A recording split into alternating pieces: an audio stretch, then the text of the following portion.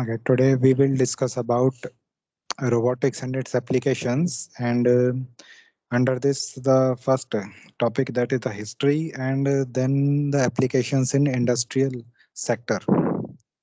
So, origin of the term a robot, that comes from back in year 1921. Okay, in a play, okay, where the machines they were working and working on the factory assembly lines. So that play was written by Czech playwright Karl Kapek. Next reference to the term robot, that was coined by the writer, Russian-born American science fiction writer. He was Isaac Asimov. So in 1942, in a short story, he described about a man like machines, and they were the servants, and they were viewed as a superior, better, and cleaner race. They are a step ahead of the human beings. So Asimov there laid three laws for the robots. So first law, which state that a robot may not injure a human being or through inaction allow a human being to come to a harm. Means the first law was related to the safety or the protection of the human being. Second law was to the robot must obey the orders given by human being except where such orders would conflict with the first law. Means that after the protection, the given orders that should be obeyed by the robot. But in case the order is like that, you kill the human being or harm the human being, so that will be conflicting with the first law, so the robot will not obey it. The third law is that the robot can fight for its own existence unless or until the first and second laws are not violated. Okay, now coming to the definition of a robot.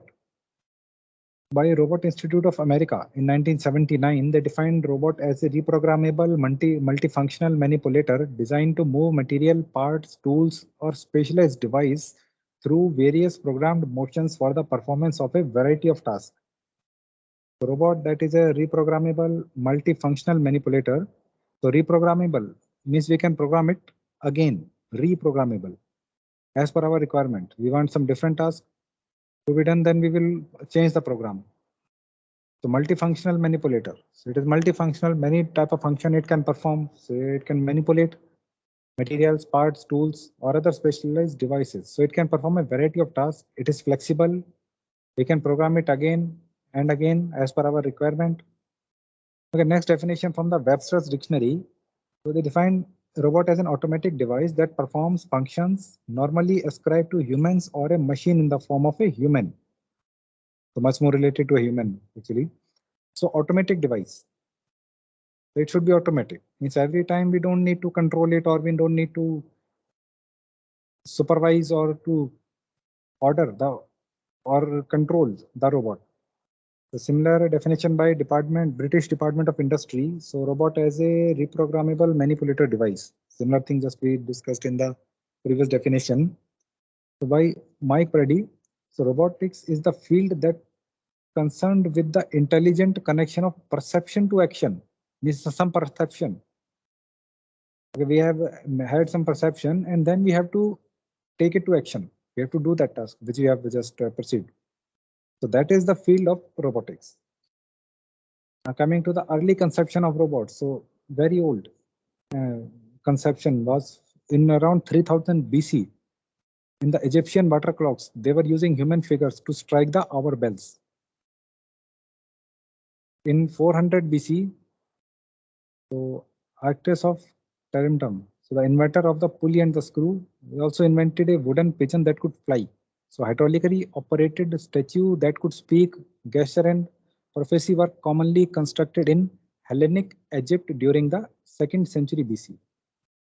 In the 1st century AC, Petronius Arbiter, so he made a doll that could move like a human being. So Giovanni Torriani created a wooden robot that could fetch the emperor's daily bread from the store in 1557. So these we can consider as ancient robots. And another category we can call it as modern robots, the currently which we are dealing. The robotic inventions reached a relative peak. So these are in the ancient or the early robots in the 1700s. Countless ingenious yet impractical automata, so they were the robots, were created during this period. So in the 19th century was also filled with new robotic creations such as talking doll by Edison, steam-powered robot by Canadians. Then these inventions, although they were a breakthrough in the history at that time, but still a lot of advancement, like a thousand-fold advancement, were made in the 20th century in the field of robotics. So they are the modern robots. The first modern robot by George C. Devil. George C. Devil from Louisville, he invented and patented a reprogrammable manipulator called Unimate. So that was universal automation. From where he came. But he was not able to make it commercial, sell the product to an industry. So in the late 1960s, another businessman and engineer, Joseph Engelberger, acquired Devil's robot patent, modified it into an industrial robot, and form a company called Unimaton and produce and market these robots. So for this, he is named as the father of robotics. The Academy also made such a progress in the creation of new robots. So in 1958, at Stanford Research Institute, Charles Rosen led a research team in developing a robot called Shaky. So this was even more advanced than Unimate. It was specially designed for industrial applications. So here we can conclude that the beginning of the modern robots that was in the industrial sector. At that time, mainly the industrial sector was the only application for robots in that time. Now, currently the modern robots are having much large field for applications. We will discuss them in our coming classes.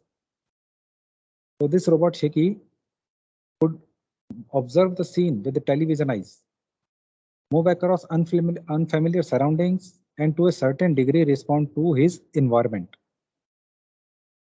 Now coming to the industrial applications, where these robots were initially being designed to operate.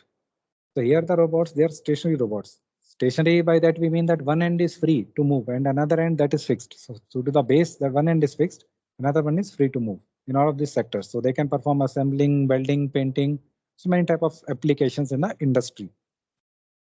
The industrial robot is a robot system used for manufacturing. The industrial robots are automated. Automated means the human supervision or the human intervention is reduced or removed. They are programmable, capable of movement on 3 or more axes. This we will discuss in the degrees of freedom. The more than axis, more is the freedom. More different type of task our robot can perform. The typical application of robots, they include welding, painting, assembly, disassembly, pick and place for printed circuit boards, packaging and labeling, palletizing, product inspection, testing, all accompanied with high endurance. This high endurance, speed and precision, that is what we need from the robot. So unless and until we are not getting endurance, speed and precision higher than human performance, then our purpose for using the robot that will not be solved. So they can assist in material handling as well. So robotics, industrial automation is changing the face of production. Of course, very large number of uh, production volume, production cost, and the speed of working that is highly increased. So manufacturers around the globe are implementing some form of automation to become more efficient, safe, and ultimately to increase revenues. Automation will be driven by the need to remove redundant and hazardous job role. Very important. Hazardous job role we can remove. Improve quality by eliminating errors. Another important point. Superior quality. Third, maximize productivity and reduce manufacturing cost. All of this we will discuss in the advantage section. So cheaper, more capable and flexible technologies are accelerating the growth of fully automated production facilities. So robots have become ubiquitous on industrial floors. They ensure high level of quality, accuracy, and productivity beyond human capability. This is what we need, even in the hazardous environment. All these sections, due to all these qualities, the advantages which we are getting from the robots in the industrial sector. Like first one is the quality control. Because if the quality of the product is inferior, then it won't be preferred by the consumers. They will not purchase it. And the profits or the revenues, that is one of a big requirement in the industrial sector.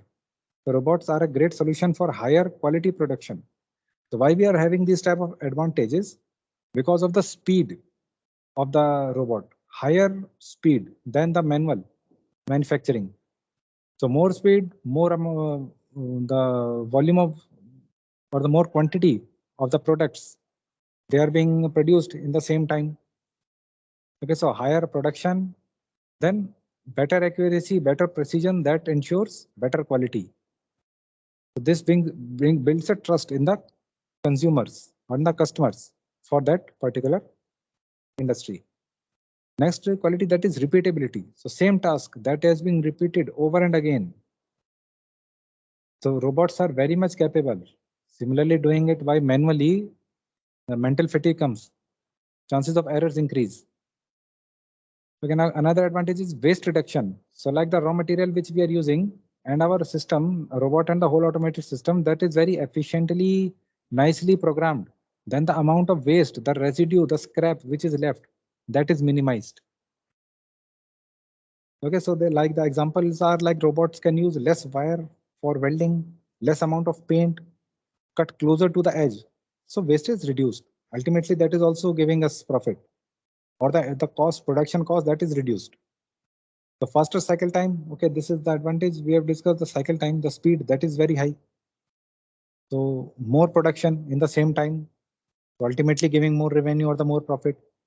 So this one, improved workplace safety, this point, the best one. On the moral grounds, because many manufacturing process, they include some part or some task to be done where there is a hazard, there is a risk. So in that section, robots are the best suitable alternative for human beings, human workers. So separating worker from lifting too much weight, exposure to fumes and gases, close interaction with lasers or blades, so they can tremendously decrease the possibility of injury. Next, reduction of labor cost. Yeah, this topic itself is a very detailed, debatable topic, especially in the Indian context. Well, anyways, we can say that labor cost that is reduced, especially where the manpower is very costly. Okay, then reduced floor space, yes, because very efficiently, very nicely, the automated system and the robots, they are managing the required floor area. So the required floor space that is reduced. So the whole of the setup, the system that is been confined in a very less space. Okay, then integration with business system, the business, many steps are involved there. One section is there, another section is there from manufacturing, finishing. Okay, then further in the business sector.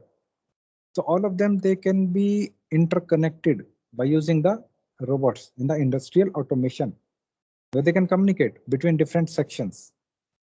So multiple data platforms that is rapidly growing these days, improving the overall efficiency of the system. The robots and machinery, they are communicating with each other and thereby making the whole of our business system that is making a smarter decision, and further the improvement is in the performance. Okay, so we shall